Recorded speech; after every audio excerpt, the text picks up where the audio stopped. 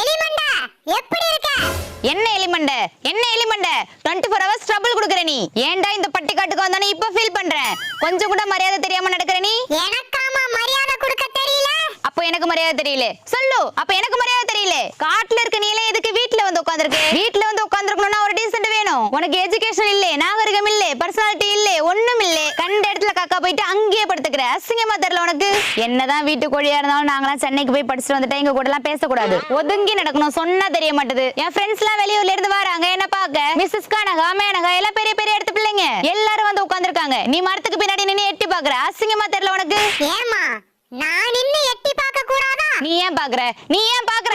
என்னம்மா சத்தம்? ஒண்ணும் இல்ல சித்தப்பா. சரிம்மா, முன்ன மாதிரி கோழிக்கிட்டலாம் சண்டை போடாத. அவங்க கொடுக்குற முட்டை கறியை வச்சுதான் அவன் 3 வருஷம் படிப்பை முடிச்சாகணும். இப்ப பேசுடி ஒத்தக்கார கொக்கு.